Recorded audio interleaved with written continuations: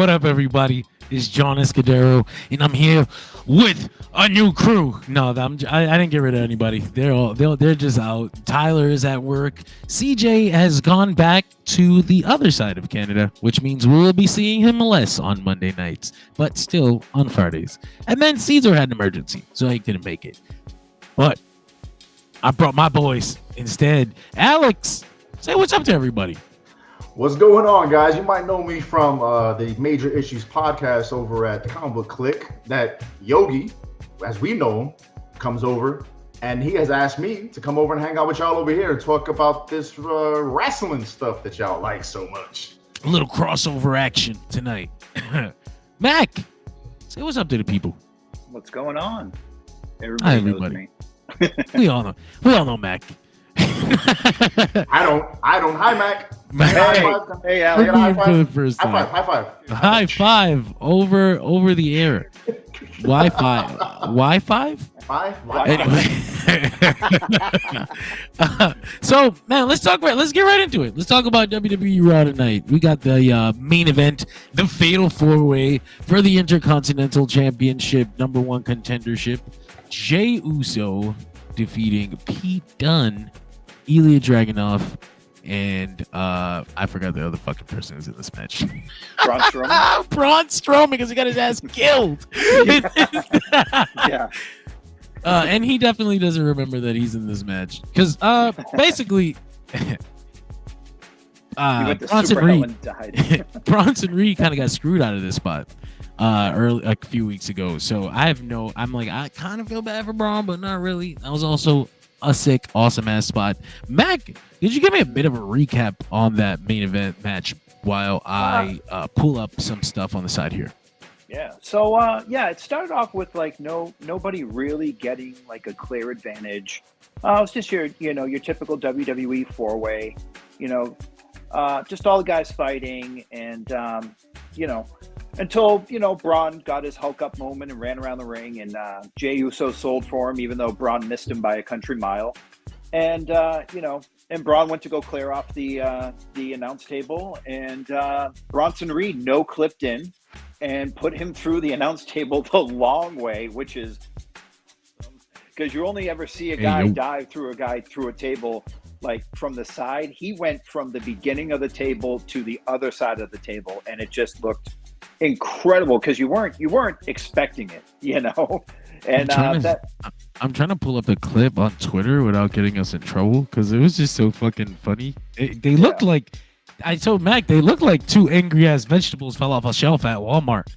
It was like just great, just absolutely great. I'm gonna try to share the screen here. But yeah, you go ahead, Mac, and let us finish that off. The ends are Ilja Dragunov hit like a modified Tiger Driver into a power bomb, and there it is. There it is. And he hit the H bomb on Pete Dunne, but Pete Dunne had broken fingers a little bit earlier in the match, so he kind of took a little bit of time, hit the H bomb, and when he did, Jey Uso ran in the ring, super kick to the face, Uso splash onto Pete Dunne, who was already dead from the H bomb, and Jey Uso is now your #1 contender to the Intercontinental title. They had foreshadowed this so hard earlier on that I didn't want this to be the case, because when the tournament started, oh gosh, Mac, you got a logo on your face. Little Monsters Inc. action there. But yeah, when this whole tournament started, Braun Breaker came up to Jey Uso in the back, and he's like, "Your family never beat my family." And I'm like, bro, you just gave the whole shit away. Why'd you do that? Yeah. And they did give the whole shit away. It is Jey Uso who won the tournament. I've seen a lot of people unhappy with that. Alex, what do you think of this main event? What do you think of Jey Uso winning #1 contender? Oh, come on. I mean, Jey has deserved this. Exactly. He has deserved this for months. I thought he should have won King of the Ring. He should have. So, but now he's finally getting this level of elevation here in this match, and it's exciting. And I'm telling you right now, I have never, ever been a fan of the Usos until this run right here. And the other one, Jay, he can go away. I don't care. Just give me this guy. Or Jimmy. I confuse him. Yeah. I confuse him. My bad if I'm flipping the names. I still have trouble telling them apart. But when this dude shows up with the yeet, I'm with it. I'm with it. It's crazy. Mac, what do you think of Jey Uso getting this win? You know, I mean, like you said, it was foreshadowed from the beginning with Braun Breaker talking shit weeks ago before the tournament even started, and Jay saying, "Yeah, basically, I'm going to win the tournament and face you, and I'm going to beat you for your title." But you know what? As much as I think he's a waste of space, and I don't want him ever on my TV, I think Braun Strowman winning this would have been an interesting matchup with Braun Breaker, because you know Braun hasn't really faced anybody like double his size. You know, he's been not squashing, but he's been beating guys like Sami Zayn and Ilja Dragunov, and you know now Jey Uso, somebody who's relatively his size. Maybe Breaker's a little bit bigger, but I want to see Braun start running through monsters. I want to see him unstoppable, like beating Jey Uso. I mean, yeah, it gives him credibility, and it puts a notch on the belt of his literally and figuratively. Of his title reign, but he hasn't really done anything that's really impressed me yet. I mean, he's beat Sami Zayn, he's beat Ilja, which is impressive, but Ilja really doesn't have a good win-loss record since coming up to the main roster, you know. So I'd much rather, and I hate to say this with everything in me, but I'd much rather have seen Braun Strowman win this match. You know what? I can't disagree with that. You know, but the thing about Braun Breaker is that ever since he won this title, you're right, he had that one match with Ilja, but they kind of cooled him off a little. Like they took him off TV and they just had him in the back walking up to people, saying things, threatening the people in the tournament and not taking part. Well, on SmackDown they had him running through guys like Dante Chen, you know, in like 15 seconds and squashing jobbers, and then that was what he was best at. It kind of reminds me of Goldberg when he came over to WWE. They had him wrestling in 7-8 minute matches, and it's like, no, that's not what Goldberg does. Goldberg's a 1 minute, 2 minute guy. Like, just have him squash guys, man. Just make him dominant, you know. Alex, what? It looked like you wanted to say something back there about Braun Breaker. What did you think? Well, no, I wanted to talk about Braun Strowman. Braun Strowman, one of the Brauns. One of them. But no, I've always been a fan of Braun Strowman, and when he left and became World's Strongest Man, I was really upset. I was happy for him, but then he came back, and I'm thinking, ever since he came back, he's just kind of been the monster, almost like a Kane. And I'm with you, Mac. Like, when is he gonna get that push again? Which the last few weeks that I've been watching, I feel like, is he asking for this? Does he want to just put guys over because he realizes I've kind of missed my mark, you know? Which I think that's awesome. If that's the case, I applaud that, because where is he? Especially when you're in the ring with these other three people who are really on the rise. So I applaud that, even though I understand, Mac. I would love to see Braun have another title run. But you know what? You know what? It's funny, Alex, you say that, because like, I think honestly about Braun Strowman, like, I don't like the guy. He's go away heat for me on TV, you know, and I know I contradicted that by saying I'd like to see him in the IC title match, but I say that because I want to see him lose to Braun Breaker and Braun get the credibility. But also, Braun is one of those guys that you can just like throw anywhere in the card. You can have him open the show, you can have him in the middle, and if one day Cody Rhodes had an open challenge, I know Braun's on Raw, but it hasn't stopped him before. Cody has an open challenge and Braun comes out, like, holy shit, dude, that's a mega match, you know?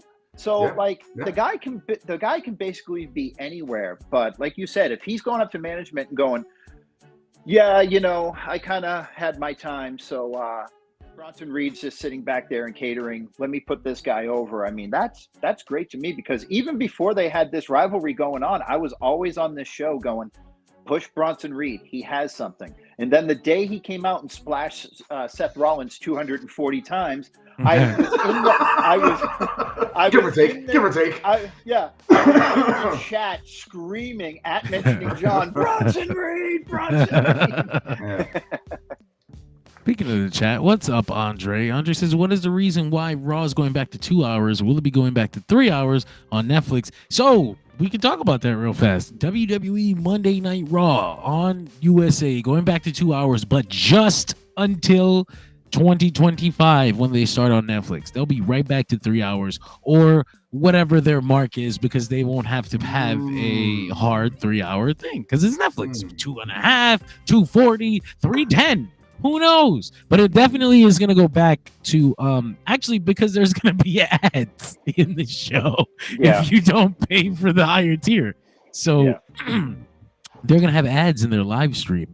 And kind of for those people who use AW Plus on the Triller app, you know, Americans get commercials, but the Triller app, you don't get commercials. You watch all the way through. So I think Netflix for WWE Raw is going to be just like that for the people who pay for the ad tier. It won't interrupt out of nowhere. They said that it's going to be set up like a commercial break. So it's the same thing. You know, a guy does a dive to the outside. Michael Cole says, you know, we'll be back. But the people who have the more expensive tier will get to continue watching the match without a commercial break. That's just what it's going to be.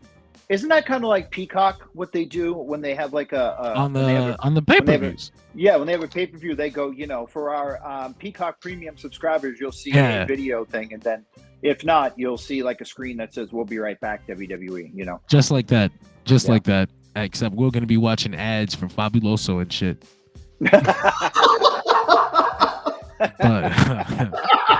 it's great. It's great. Netflix. I'm actually excited for Raw to go back to Netflix because none of the PG shit, all that. I don't believe they're going to change very much from what they are now.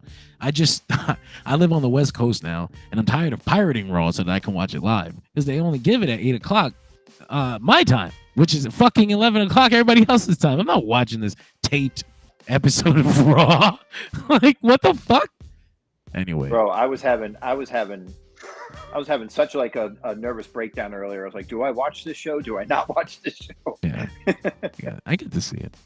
Oops, that's a loud ass fucking Jey Uso entrance. But yeah, did you guys have any final thoughts on this main event before we talk about the beginning of Monday Night Raw tonight? I think, I mean, other than, you know, I really want to see them do something with Ilja Dragunov. I really want to see them like get him into like a storyline or something, you know, get him heated up, get him to be a legitimate contender. Like, not that he's not now. I mean, he was just in the 4-way, but like just get him somewhere, you know? Agreed. I'm kind of sick of seeing him flop around on Raw. Andre says, one more thing, is SmackDown going to 3 hours? No, it is not. That was a rumor for some reason during the day. I don't know where it came from. But no. Or at least not now, because USA is losing a ad revenue with Raw. 3 hours of it. So, like, you know, they might just request SmackDown go 3 hours, and WWE might be like, fuck yeah, I love the ad money. But as of now, there are no plans for that. Or as far as we know. But yeah, man. Yeet. No. One last thing I'm going to say about this match is to go against Mac.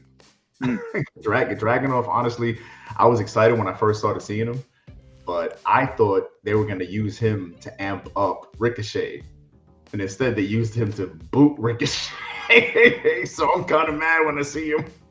Yeah, no, he hasn't really he's gotten a chance. Like, they gave him the King of the Ring shine. They did the thing with Ricochet, and then he kind of fell back. He's at least in this finals, which is cool. Which says they have something for him. Yeah. But every time he does his shit now, I'm just like, that's you tuning up your last man. Because it's just, I'm like, all right, man, do something else now, bro. You've done your thing. That's me. Yeah. So getting back to the beginning of Monday Night Raw tonight, which is probably my favorite part of the show. We had a street fight between the Wyatt Six and the American Made faction, and boy, did they go fucking out of. They went crazy. I'm trying to pull up some clips, but I'd rather just pull up the graphics that we have here. There we go. A beautiful Wyatt Six family, American Made. I have my recap here. Basically, the match started with chaos. There was no real structure for the first few minutes. Dude, it really did seem like a clusterfuck for like the first like 6 minutes. a lot of madness going on. Yeah. But American Made kind of took out Wyatt 6 for a little while. Joe Gacy's alone in the ring. They jumped his ass, beat him up with kendo sticks. I'm trying to go back and forth between the Twitter feed and my notes here, but that's almost impossible. I've got to give someone else control of this thing. Uncle Howdy. Well, I'll get to that in a second. They whipped out fucking. But it's a street fight, right? It's an 8-person street fight, and it's supposed to be the 3 other non-Uncle Howdy members of the Wyatt 6. So Joe Gacy, Eric Rowan, and Dexter Lumis. Dexter Lumis, yeah. I was gonna call him Sam. Sam Shaw. You're gonna call him Samuel Shaw? 2013. Yeah. I know, right? How the fuck did that happen? but Bo Dallas, Uncle Howdy, he sits on the outside, but it's a street fight, so there's nothing that says he can't be in this match. He's just watching because it's fun. American Made has the advantage. Fucking Dexter Lumis and Joe Gacy wake up. They start whipping ass with weapons. It was honestly really fun. Chad Gable hits a freaking angle slam off the top row through the table. I thought he busted his own shit open. I honestly thought he cracked his own head open. I'm gonna pull this up on Twitter if I can, without WWE hitting me over the head with a copyright. Look at that shit. Yeah, that was bad. Look at his head. Look at his head when he lands to this table. I thought you see how that popped up, right? I thought he was cooked. I was like, "Fuck!" They killed Chad Gable. Yo, what is that? 2 weeks in a row now? Wait, that he hits his head? No. That reminds me of last week with Io Sky. Was it that like busted? Oh shit!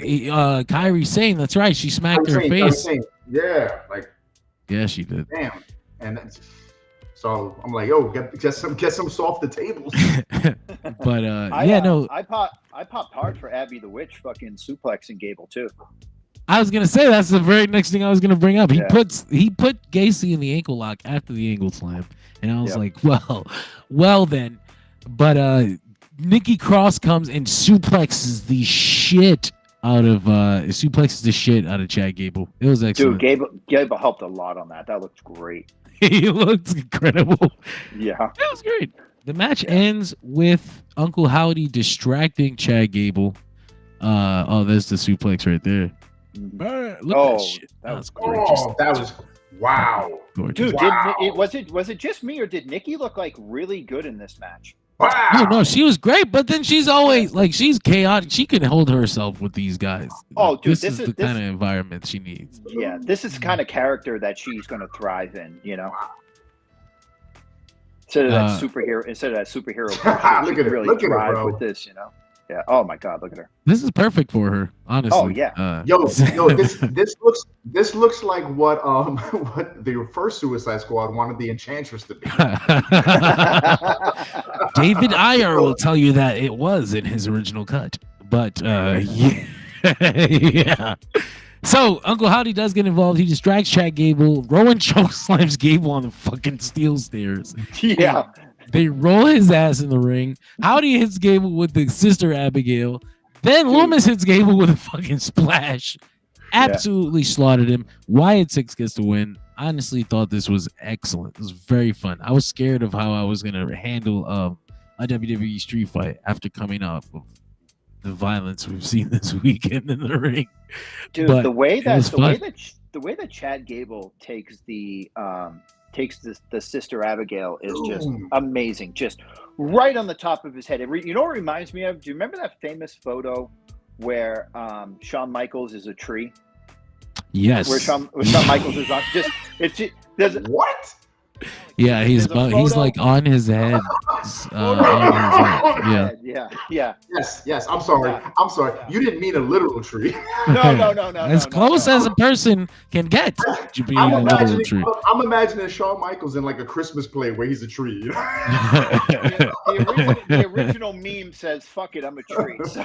I know what you're talking about. took that Sister Abigail and slid on the top of his head like a couple inches. I was like, God damn. Like, dude, push Chad Gable to the fucking moon, man. Yeah. Push him to the moon, dude. I mean, oh my God. Oh. Yes. Incredible. That's incredible, honestly. But yeah, no. Wyatt 6 gets the win. This was the high this was the high part of Raw for me. It wasn't all downhill, but this was certainly the highest part of the hill.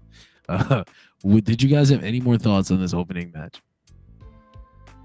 Nah, you guys, for me, hit it on the head. I mean, this was just exciting. It was well choreographed. Considering you have applaud the camera guys to keep track of what is this, 8 wrestlers and the crowds. Probably more 9. You know what I'm saying? Like, this is insane. This is insane. And because to me, the moment I hear 8-person, 9-person street fight, I'm thinking, holy crap, this is gonna have more cuts than Liam Neeson jumping over the fucking fence. You know what I mean? So I wasn't sure how excited I was gonna be, and I really want this Wyatt 6 thing to go through because my boy Derek Martin, and even George, and I know you guys. This is the legacy of Bray Wyatt, y'all. We want to see this keep going and get elevated. So I'm so happy this worked out, and I want to see it keep going. I want to see it just keep going, and this is fantastic. I agree. I want it to work, and I was scared that it wouldn't when it first came out, or when they first kind of hinted that it was coming. I was like, oh. But so far, it's so good. I feel more bad for Chad Gable and American Made that they're the losers of this thing. When they first, what's that? Sorry, no, go ahead. You go ahead, John. Sorry. I was just gonna say it's just that Chad Gable's American Made stable just started, and they're like already the fodder for someone else, and it kind of feels funny. So I'm just hoping that the next thing they do is more significant, a little more important, possibly, maybe, hopefully. So so American Made cut a promo after Raw on their on the Instagram, where they were walking backstage all together like a family, and Chad Gable said, "See, this is the kind of crap that I'm talking about. They need kendo sticks and trash cans to beat us. They can't beat us straight up after they beat them straight up like 4 weeks in a row." He's the one who challenged them too. Yeah. Fucking dumbass. Yeah. So you know what's funny? You know what's funny is that I shit all over this thing at the beginning because I thought that it was, pretty much, like WWE robbing the gimmick from somebody's grave. But basically, they haven't done the supernatural, spooky, disappear into the darkness shit. They're just a spooky, culty, Hills Have Eyes family. Yeah. There's been no supernatural things. There hasn't been any smoke and mirrors. There hasn't been any Bray Wyatt pandemic, Thunderdome shit. And that's exactly what I like about it. I like that they're just a spooky family that came together out of grief. They're just a bunch of weirdos. No magicians. Yeah, and they're a bunch of weirdos, and people are grabbing onto it because so far, I believe, and I know this is going to shock a lot of people who follow my Instagram because I shit all over this all the time, but the past couple of weeks, maybe like a month and a half, ever since those VHS came out, I think that Bo Dallas is killing this fucking role, man. He is just 1,000% putting his whole ass into this gimmick, and I love it. Yeah, he is. Yeah, he's killing it. I can't wait to see what they do next, honestly, too. I want to see them move on from this as well. I was like, okay, I get it. You hate each other. What's next? Wait. Hold on, John. I know it's your show, but hold on. Why move on from this? From this Chad Gable feud? Because there's nothing else we can really do here. They kind of beat them over and over and over and over and over and over and over again. After a while, you kind of want to see them, not only them do something different, but Chad Gable and his crew actually go on and do something where they look good. Right. Okay. No. Okay. I thought because for me, I'm like Mac. You hit it on the head. Like, these are grieving people. Yeah. We are grieving people. We're still grieving. You're grieving. And honestly, I was getting teary-eyed. I'm getting teary-eyed because think about grief, right? It always hurts. Always hurts. I don't care if someone died yesterday or they died 1,000 years ago. If you were connected to that person, you're still feeling it. And this is 6 people who are feeling it. You're feeling it. I'm feeling it. And it's, to me, they're not beating up Chad Gable. They're not beating up whoever, you know what I mean? They're beating up their grief because that's what so whoever gets in the ring with them, bro, I'm getting shaky because cross promo, I got to do it.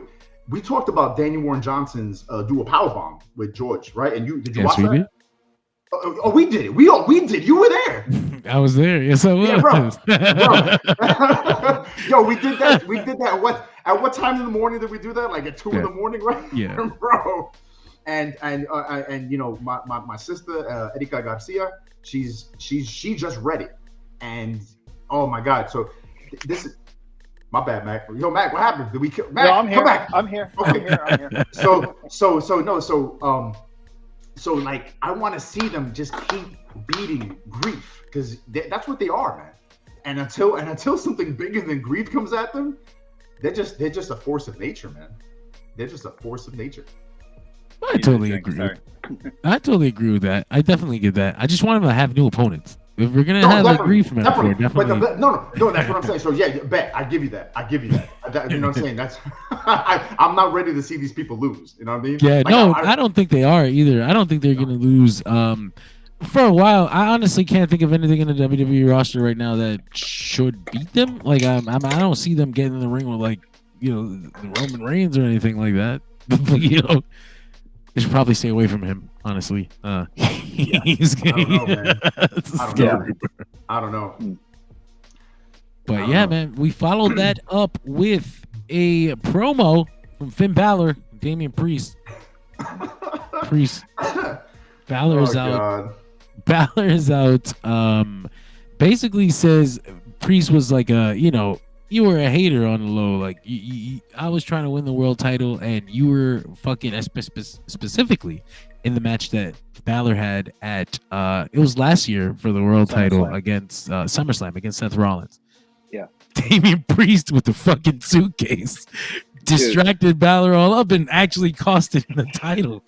Dude, there's been examples online that people have been showing, like him saying to Dominik in Spanish, "I don't need you. I don't need the Judgment Day." Grabbing Finn Balor by his beard, coming down and faking like he's going to cash in the Money in the Bank. Dude, Finn told no lies in this. Yeah.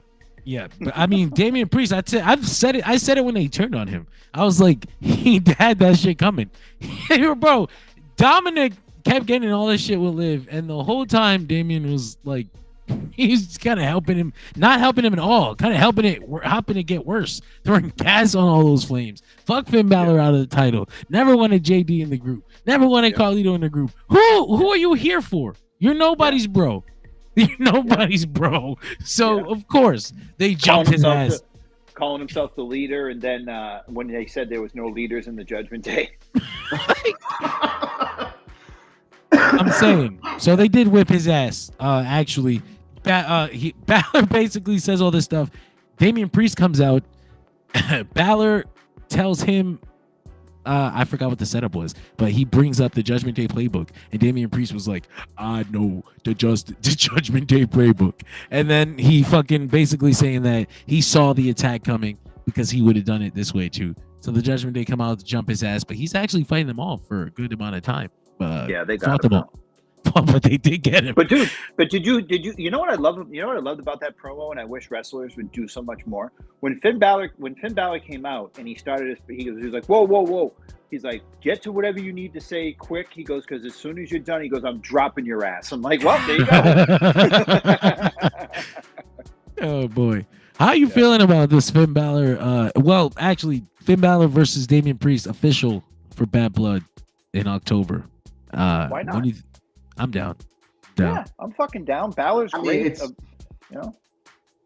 It's a natural progression of the story, but I really hope they just make it a demon match, so we just know he's gonna lose. Like, oh, he's a demon, he's gonna lose. All right. It used to be the other way around. I know, bro. That's why it's sad. It's sad. I hate the fact that the demon basically became Undertaker's casket match. You know, he's I'm glad he disappeared.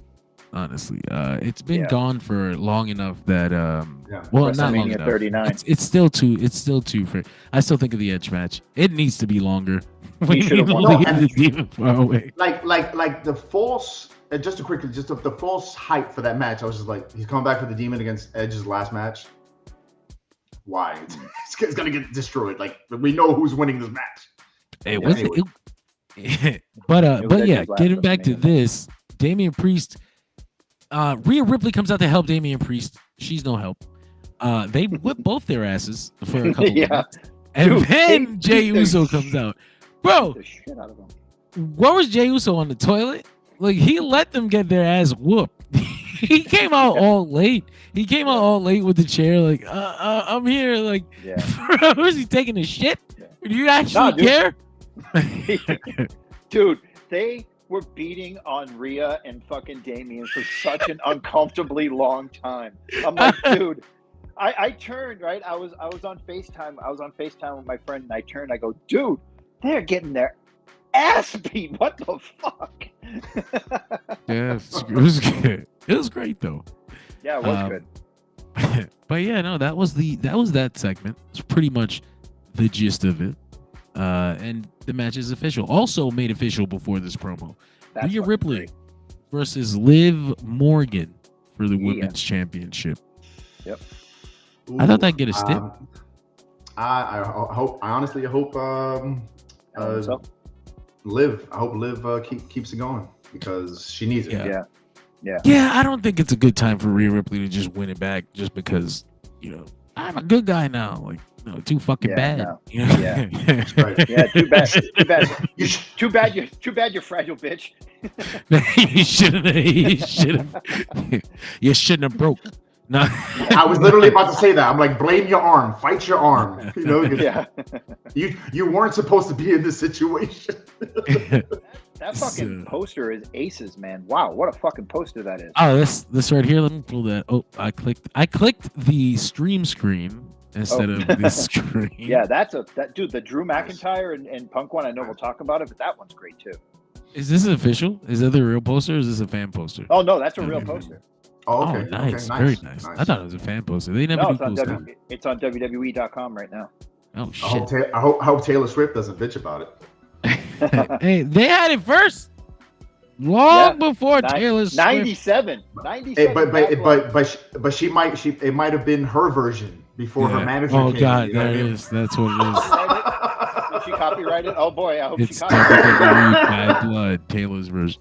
Well, anyway, Jade Cargill and Bianca Belair versus the Unholy Union. They win pretty I didn't watch easily. any of this. I don't blame me. But they did win. And again, I'll say it every single fucking week. I am sick of the way that they use Jade Cargill in this company. Little Fettuccine. Excuse me. He's 68. He says 1 or 2 War Games matches this year. That's a good question. One. Probably do 1. I mean, War Games is so different from like you can't really do it. You could do 2 Hell in a Cell matches, but but look at it this way, John. Like if you have they've always when they've done War Games, they've always built it up like the month before, where girls were coming out to save girls and bad guys were all teaming up together. You have a built-in bloodline story that you've been doing for fucking since Roman left at WrestleMania 40. You've been building this up for almost 6 months now. Like take advantage of that. Just fuck everything else because it's good. If you do a women's one, it's going to seem underwhelming because they're going to do the same thing that they do every year. Oh no, they've been building to a women's War Games. Oh no, with the Pure Fusion Collective, get the fuck no. Oh dude, Oh let me god. tell you, it wasn't a coincidence that I made a sandwich during all the women's matches tonight. No, Matt. No, you were the one in the kitchen. I know. I'm so bad. I know. No, this was a horrible. This was I hate the way they used Jade here. She didn't do anything wrong. There was nothing wrong with her performance. No. There's just no forward momentum on anything that's happening with her and Bianca. I'm like, I can't get involved. I can't get emotionally attached to nothing that's going on with Jade and Bianca. She needs to turn on her. Why did they give them back the belts? What? Why did we step back? They did the damn team thing. This is part of the story. This chapter is done. Jade came in. They teamed up. Super strong girls. We won the titles. They got screwed. They didn't lose them in a way that makes them look like they lost. Fine. Why'd you take a step back? We just went back to the same part of the story. Oh, fuck. Come on. We all know why. WWE loves the numbers, right? They don't want to hear as much as they love to tout the reigns of Rhodes and Reigns, right? Oh, 300 days and 1,000 days. They also love to say, now 2-time, 3-time champions. So to quickly get it off and on, that just reminds me of the Attitude Era days where The Rock would win it one week, then lose it, then win it, and all these guys. And then next thing you know, everybody's 17-time, 18-time, 16-time. And they're doing that because they're obviously not going to give these two a 400-day run as the champs. So they're giving them 2-time, 3-time, 4-time, you know? And I think what's eventually going to happen, because the turn is coming, we all know it's coming, is it's going to be, man, they almost made it to like 7-time champions, but dun, dun, dun, something happens. You know what I mean? So that's what's going to happen. Yeah, it's just that, again, you watch someone do something and be significant for so long, and come over here and do this garbage. It's hard not to complain. It's really hard not to complain. But yeah, they retain the title. They cut a promo after. I guess that I thought the Pure Fusion Collective were next for them. Did they cut a promo? I didn't even see that shit. And Jade Cargill, congratulations on successfully defending your titles tonight. I mean, you win them back at Bash at Berlin, you defend them in the rematch tonight, and you've been everywhere and anywhere over the last couple of weeks. Is it safe to say it's going to be hard to take these things off your shoulders? What?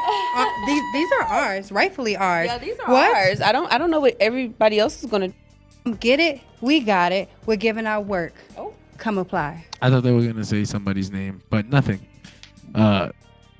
So yeah, we'll move on from that. Stephanie Beckor, come get these belts. She's not. She's fucking. Did you see the fan photo with her in Orlando today? I think I missed that. I did not see that. Yeah, a fan took a photo at the Orlando International Airport with Stephanie Beckor. I think she's got her visa all straightened out. Go. Yep. Look at this bullshit. We had our next segment. Oh, dude. Seriously, this fucking bullshit. Fucking look at this. Bret Hart 3 years ago sitting on a stage saying that Triple H never came up with an idea in his life and that he's a piece of shit. I mean, do you ever see that? You ever see that interview, Alex? No. I know. I mean, I'm sorry. I'm not the biggest fan of Bret, but keep it going. I will come back to me. Like, keep it going. He says something like, they go, "What do you think of Triple H?" He goes, "Well, I don't think much of Triple H." He goes, "The guy's never had a creative bone in his body." He goes, "Now he's running WWE." He goes, "Oh, good luck with that." I was like, "Oh shit." You want to know what bothered me? Look at this bullshit. Look at this shit. This fucking. It is 2024. We're in the WWE. Why is he using these bootleg ass WCW skull shits for his fucking logo? Who's doing this? Who made this fucking decision? I hate it. Cheap as fuck. Hey, these are the kind of things that bother me today. Dude, look at the fucking shirts they put out today. The splooge street trash shirt, and then the one that says Dirty Dom in like skulls and like or like bones or whatever. Seriously, if I see anybody wearing those shirts out on the street, directly to fucking jail. I don't give a shit. So Bret Hart comes out. He's promoting Survivor Series. Essentially, tickets go on sale this Friday for Canada. Let's go Canada. Cheap pop stuff, and then Gunther comes out. Fucking Gunther. No. He tells Bret, "Man, you used to be. You said you were the best there was, but the best there is and the best there ever will be. That's Gunther now, bro. Like you're. As a matter of fact, you will always be number 2 to my favorite wrestler, Bill Goldberg." And that brings Sami Zayn out immediately. Sami Zayn will not tolerate this disrespect to his Canadian hero, Bret Hart. They start fighting. Gunther basically walks away after a brawl gets broken up, deciding not to continue. Gunther got his ass kicked, dude. He did. He was like, hold on, give me a second, time out, and then he left. We had the tribute to the two the Gaudreau brothers that passed away. The hockey players. I think that came after. I think that came in a little bit. I think it came right before this because Sammy was wearing the jersey. No, yeah, that's why. Because people were people were like, "Oh, he's got the jersey on. That's so cool," and nobody expected WWE to do a full on tribute, which I guess will bring it since Sammy's wearing the jersey. They did do a tribute to the Drew brothers. I might be saying that wrong. I'm not a hockey fan. I don't think you are. do One know of them that. played here for Boston University. I think it was Goudreau. Yeah, I think it was Goudreau Yeah. sounds right. Yeah. They both died. I think it was a drunk driver in an accident. It's really fucked up. Hit them in a bike when they were riding on the side of the road, and they got hit by a drunk driver just 12 hours before they were supposed to be in their older sister's wedding. It's horrible. That was cool of WWE to do that though. Jackie Redmond, Canadian, big hockey person. It was cool. Dude, I really like Jackie Redmond. I think she's good. She's great. She brings really good like energy her. here.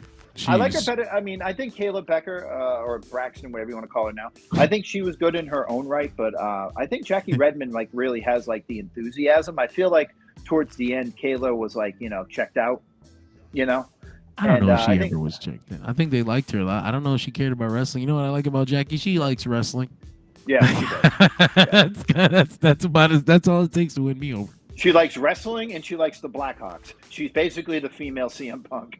Essentially, without all the bullshit. No, without being a dick, without being a dickhead. You're a dickhead. You're absolutely right. So speaking of, I guess we followed that up with a match between Dragon Lee and Dominik Mysterio. This was not bad. It wasn't bad, man, but fuck.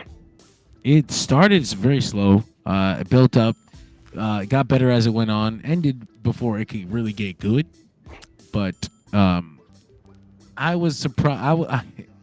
Part of me says, "Oh man, this is what Dragon Lee's doing," but also, at least he's on TV.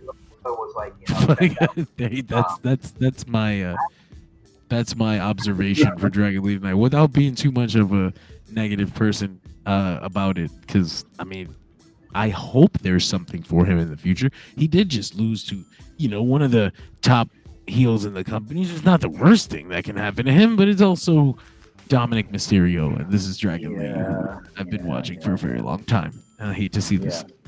These aren't even the matches that Dragon Lee was having with Mysterio for the North American Championship. Those were great. Last week, Dragon Lee and Ilja Dragunov at the end of the fucking triple threat match.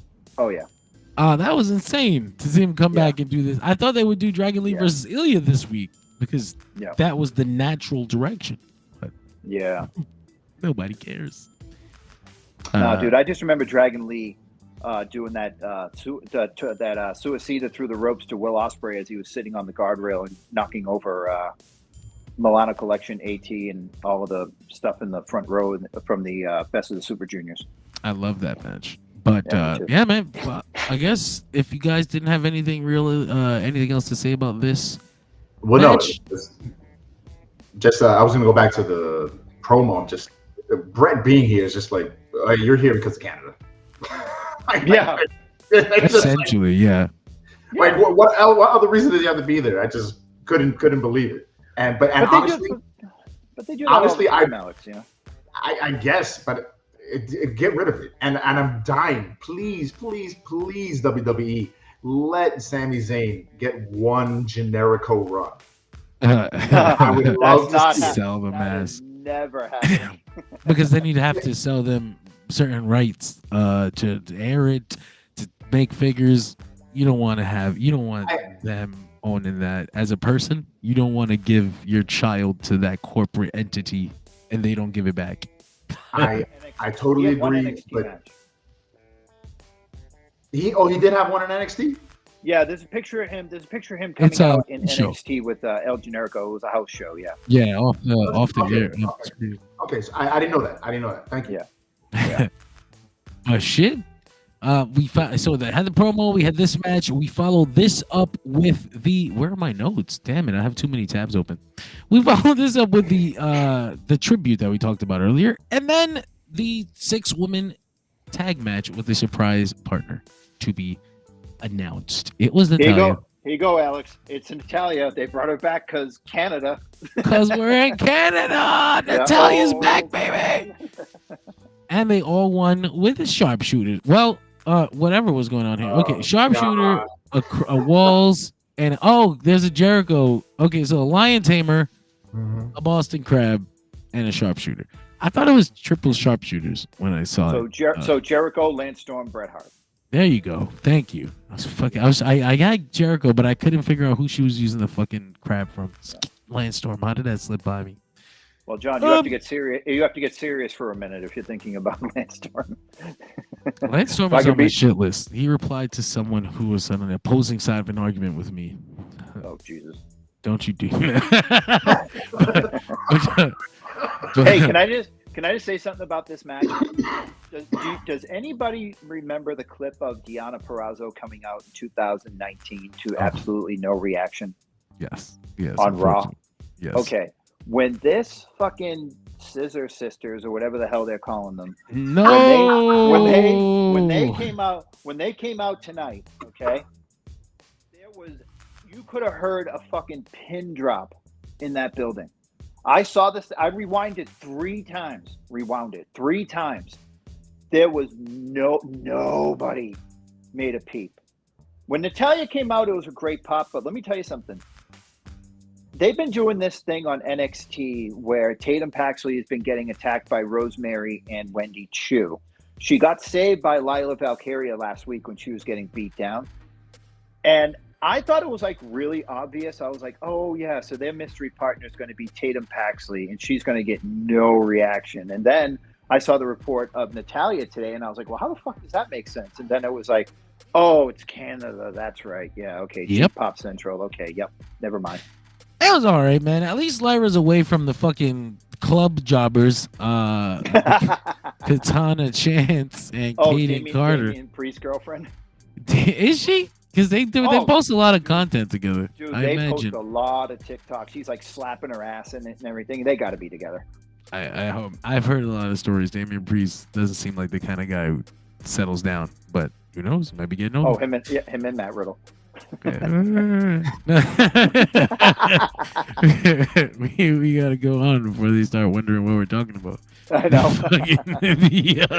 So yeah, 6-woman tag match. Natalya makes the surprise. That was all there was really to talk about in this match. We followed that up with a promo. Drew McIntyre comes out. Oh, happy day. He's so happy. he thinks he killed CM Punk. I think he thinks he killed CM Punk. He does. He comes out and he choked on the beads. He's chanting with the crowd. CM Punk. Yeah, he's dead. Like, all right. I used to hate it, but now I know you're chanting in his memory. I'll chant with you.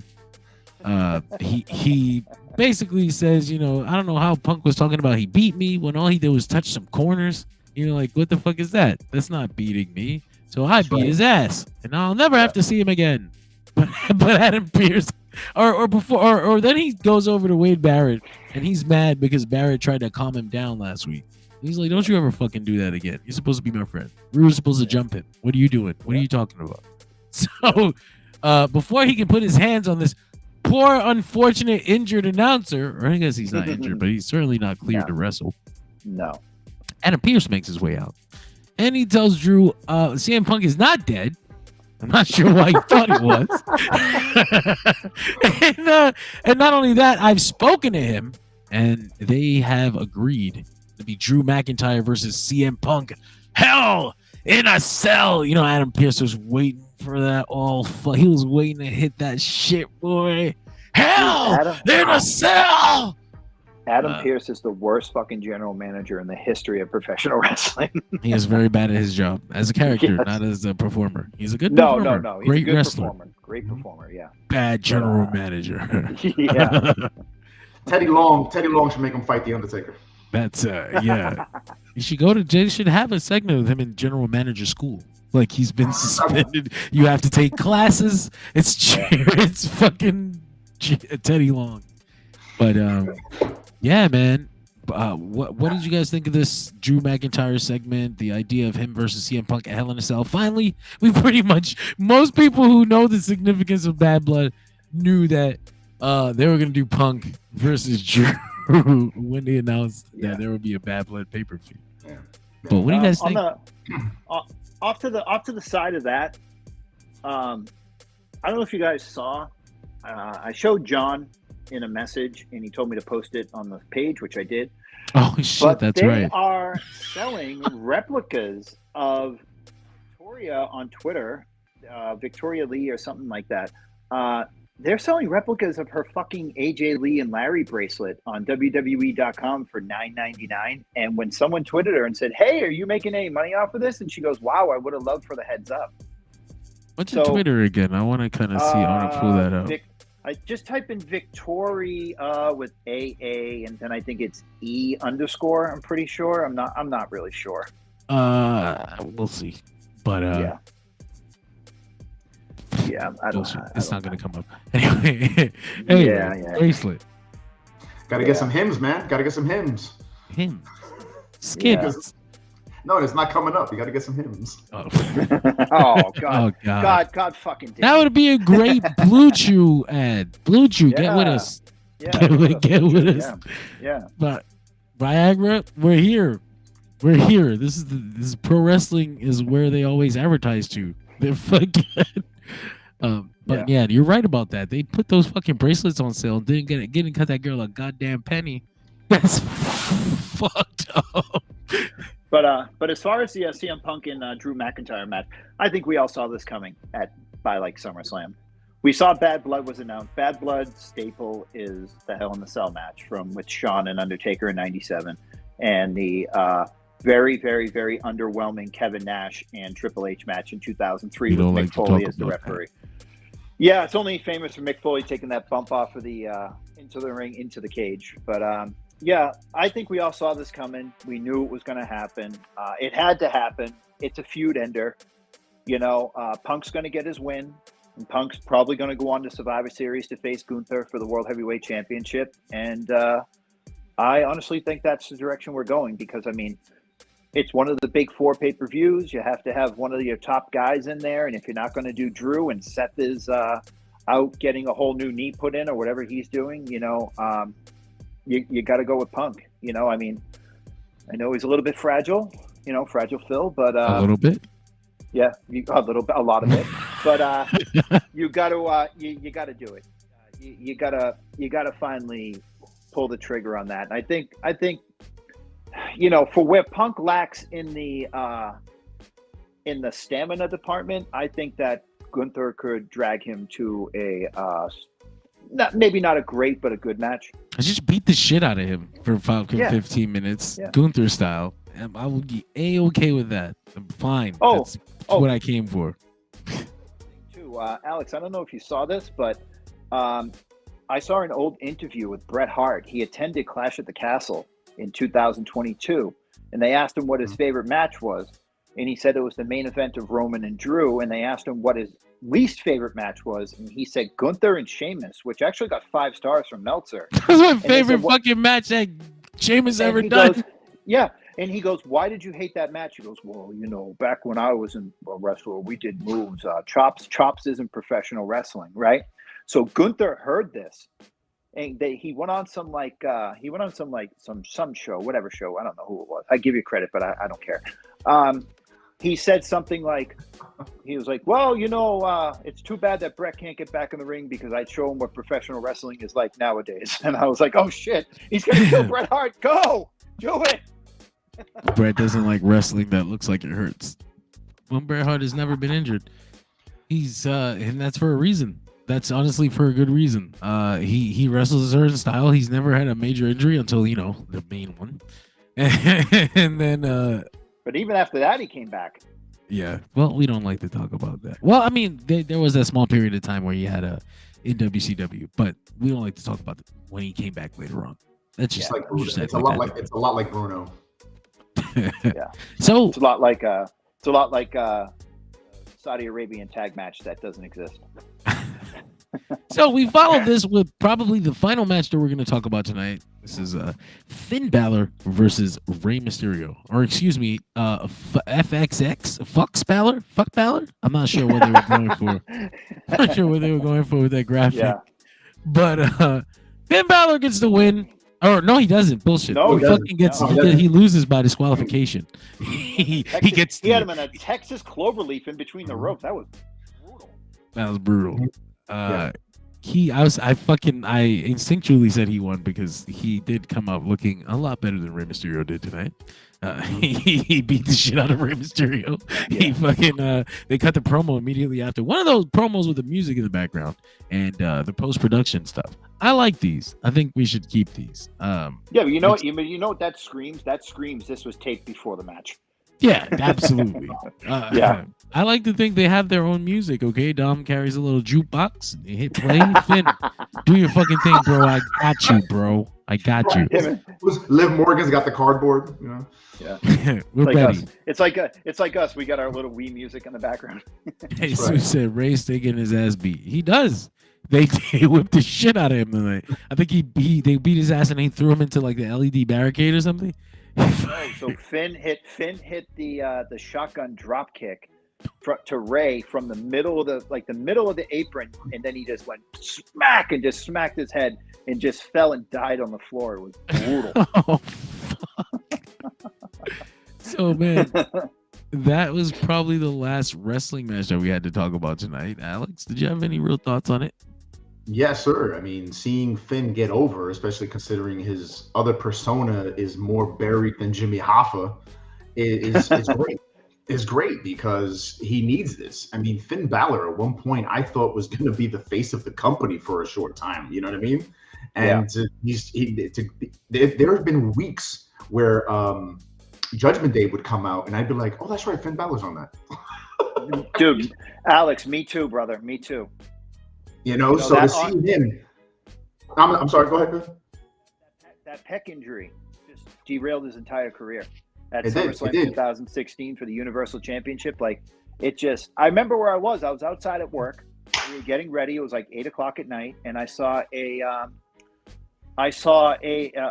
thing. It was like Finn Balor will address the crowd tonight. And then I saw a picture of him like walking with the sling, and I was like, "Oh, bro, no! This is Prince Devitt. No." I was at that show. I was at the SummerSlam where he won the title, and then I was at the Raw the next night where he dropped the title. I was like, "This is fucked up." Yeet! What's up, Elliot? Thank you for joining us tonight. Jesus said that injury screwed him up, and then the Roman match at the pay-per-view. That was some bullshit, man. I don't even like to talk about that. God. What the fuck was that? He lost because he tripped, and then Roman pinned him. I hate this shit. Bro, you're forgetting about when he was dead and dying on the floor and about to be put in a coffin and buried in and he started the heartbeat. Yeah. Dude, he was a corpse on the floor and his heart started beating because I'm alive. I'm alive. He's got the magic to bring himself back to life, but not to stop himself from tripping and falling. Did you ever see the long shot of that? Probably, but I don't like to think about it too much. That whole Finn, event. They showed a long shot of Finn Balor on the top rope, and they showed a referee jumping up on the other side, thinking he was covered in smoke, and cutting it with a bolt cutter. Yeah, I did see that. Yeah. And we were laughing and like, they're screwed. Look at the referees working for Roman. Yeah. No. Well, like I said, one last thing. This new graphic, funny as hell. Not sure what they're going for. I think his name is Fuck Balor now. I'm not sure. Like, it's the only thing I can think that fits in there. Yeah. I think they're using him once again. Once again. Frig Balor. Frig. I think they're just using. I think they're just using him once again the same way they used him. Remember during like the Rainbow era. Remember that? Oh yeah. That was cool because that was for his brother and everything. That was totally him. I think now this is probably the best they've used him in a long time. Just because he comes across like a actual threat and somebody who can actually win a title or something. A leader of a group with some sauce behind them. Yeah. And another thing too is that Damian Priest could easily take an L at this pay-per-view with help from with Finn getting help from the Judgment Day. But even if you don't have help from the Judgment Day and Finn, you know what a clean Finn win would do over Damian Priest, a former world champion. That would heat him up. That would heat Finn up. He'd be a major player on Raw, and I really hope they just don't job him out and have him, take the South of Heaven in the middle of the ring and just get fucking pinned and. He definitely is, bro. No, I know he is. No. You know what, John? Listen, I'm just trying to convince myself, John. For fuck's sake. Man, but that's us. that's WWE Raw. We just have 2 more things we have to talk about, and that is our, as always, traditional Jobber of the Night. Jobber of the Night. Woo! Oh yeah, Jesus says people thought Finn Balor was gay, but he has a hot wife. Yeah, that's usually how that goes. He's married to that lady from Fox Sports Mexico. She's a very pretty lady. But yes, Jobber of the Night, Alex, our guest.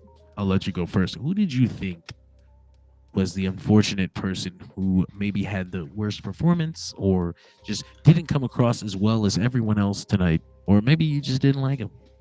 If I had to go with it, unfortunately, I got to go with Braun Strowman. I got Braun. The what does this shirt say? What does this shirt say? The SOB, the biggest SOB, something like that. Yeah, I think that's the Pat McAfee. Something like that. He's and I hate it. I hate saying it because he got laid out by Bronson Reed and then forgotten. It's almost like he said, "Look, I'm gonna go weight train for my next strongest man competition, and I'm gonna take my rest time during this match to rejuvenate my muscles." Yeah.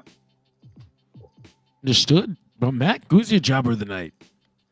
Oh man, so I know I've been struggling with this. I knew I was going to talk about it all night, but I'm gonna have to go with Gunther. Ass kicked by Sami Zayn.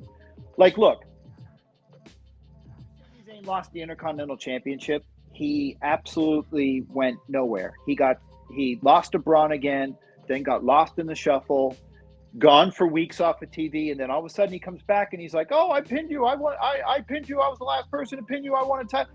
And he came off as desperate, and I know Gunther's not taking him seriously, and the fact that Gunther's not taking him seriously after Gunther lost to him because Gunther was a cocky piece of shit at WrestleMania, and then just turning around and getting your ass whipped by somebody who you're 2 times bigger than and probably weigh like 100 pounds more than is just he got his ass whipped. Did you see how hard Sammy was punching him against that barricade? Yeah, he chased his ass down. That's why I was like, I understand that Gunther walked away. I mean, could you imagine? And listen, I love Gunther. Love. He's probably, I would say right now, probably my 3rd favorite wrestler. And I want him to hold that title until he's Bret Hart's age. But man, I mean, I know the babyface has to get one up on the heel and it has to look convincing. But Gunther could have got something in here, dude. He could have got a kick. You know why I'm okay? Because Sammy beat him.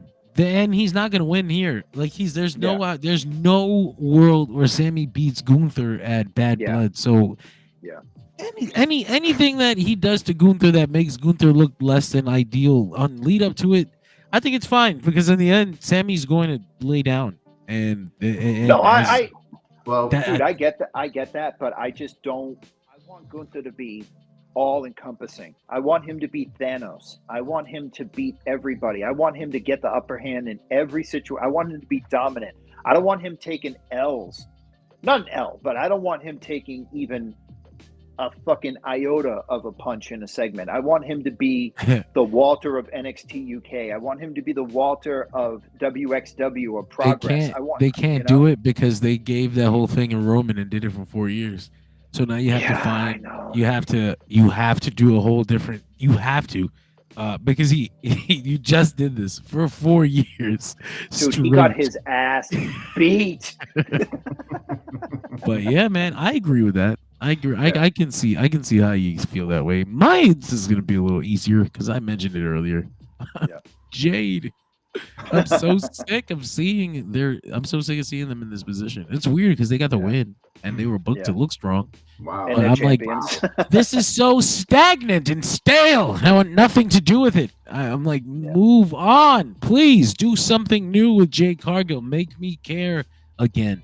Make people who never saw her in AEW care. Because there's so many fucking people who don't even know that she can wrestle, put on a she can put on a fucking compelling performance. That's the word I was looking for.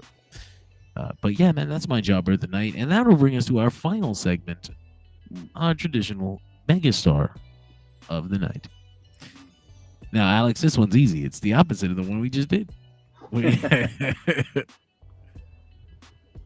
did you have as your star tonight? The best person.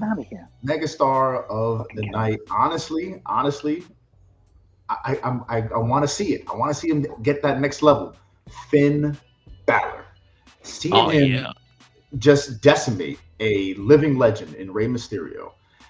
Look good in a loss, like you said. You recapped it as him winning, and he lost. He lost, but yet he's looking like Finn Balor. He's leading Judgment Day. He's rocking Triple X. He went from being the Demon to the Rainbow. Now he's rocking Triple X, like almost riding WWE into the Netflix era where everyone's hoping we can say, "Fuck." So here we go. Here we go. Look at that. Look at that. The ref can't stop him from raping Rey Mysterio. He's making enchiladas with him right now, bro. Look at that. Mac, who did you make a star of the night? So I'm going to go with Big Bronson Reed for just photoshopping himself onto the ring bell area and just smashing Braun. Dude, I don't know if I said it. I think I said it at the beginning of the show. But what makes this thing even more impressive is that he splashed him the fucking long way. The long way of the table. Like, when you see a guy jump off the top rope and put somebody through the table usually breaks in half because they're in a position, lying down on the table. But man, he just no-clipped out of nowhere. It was like somebody went on that ring apron. And kudos to the WWE cameraman for not focusing on him climbing up. He just came out of nowhere, and I literally listen, I give WWE a lot of shit. They'll always be my first love. Everybody knows AEW is my love now, and it's hard for me to watch a WWE show, especially coming off of All Out and everything, and that shit. But that was probably the first time in maybe like a year when I just saw Bronson Reed jump out the sky and land on Braun Strowman. I was like, oh shit! And there's nobody in my house, so it echoed. I was like, oh my God, what the fuck? Understandable. I know you're the first person in the Bronson Reed fan club. I like Jonah. I'm happy to see him succeed. Yeah. Yep. But my megastar of the night, maybe a little surprising. Our boy, Chad Gable. Perk Gable. This motherfucker walked in here and for the last few weeks, his mission that he has been given by the people above him is to make this Wyatt family thing work. And God damn it, he is going to make this thing work. They looked great tonight. And even in the loss, American Made looked like a great group. I'm still excited to see what's going to happen next. But God damn it, if Chad Gable did not come out here and do an excellent fucking job making this Wyatt 6 look formidable. And what's her name? I look really good tonight.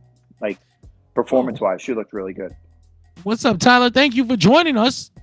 Although you might have to join us on demand because we're about out of time. But listen, don't be too fucked up about it because we're on every day. But Dershi Radio does daily podcasts. Dershi Daily. That's a fraudulent fraudian slip. I said fraudulent. Fraudian slip. Because Dershi Radio does daily podcasts. As you saw, we're on Mondays, but that's not it. We're on Tuesdays after NXT, Wednesdays after Dynamite, Thursdays after Impact, Fridays after SmackDown. If you're up late on Thursday nights, if you're at work, if you're going to drive to work on Thursday mornings, catch the flagship, the Dershi Radio newscast. Myself, Nick LaRocco, Greg Thomas, and sometimes Macklin. Yep. We cover the last 7 days of professional wrestling news and rumors, available every single Thursday morning, everywhere podcasts are found, and in video form on YouTube and Facebook. But again, that's not it. Dershi Radio is on every fucking day. I just told you that. Keep up with me. We're up on Sunday mornings, Tyler and CJ's NXT Level Up What a adventure. picture. They're fucking great. I love Tyler and CJ. Our NXT crew covering NXT's Level Up because they can't get enough of that NXT content. Man, I understand that. I love them. But again, that's not it. We're always on. Finally, the 3NT talking wrestling Boys. every single Sunday. The boys. Catch them. Catch them.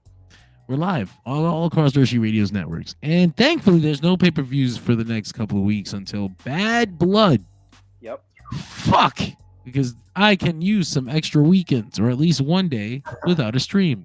So thank you for that. I was so looking forward to that Rascals and Fraxium match tomorrow night because I'm probably going to do the NXT cast with them, and then they were like, oh yeah, so the Rascals aren't wrestling because of circumstances, and we're putting in the Street Profits. I was like, oh okay, no, that's good. That's fine, but that's so Yeah. weird that they're doing that. I guess the thing is that people are being paid to kill off TNA guys or whatever. I'm not sure what the fuck is going on. Yeah. We'll find out tomorrow. But Yep. Alex, thank you for joining us. Yeah, Alex. Orlando Thanks for having me. was good in this match. Yes, he was, Orlando. Yes, he was. Tyler says, shit, he was watching Wrestling Underground. A question, I want to join the team. Well, who knows, Tyler? I'd say keep on watching, and eventually a space will open up. We do have we have a large team right now, but someday, shit, never say never. But thank you for joining us, Alex. Thank you for coming. I appreciate you. for having me. This was a blast. And also, shout out to Foshizzle Joey. That's my cousin over in Shaolin, Staten Island. Good looks for staying up with us. Oh, hell yeah. Thanks for joining. Yeah, man. Jesus. And everybody else in the chat, thank you for joining us tonight. You're wonderful people. I have to update this graphic with the other social medias, but peace. Love and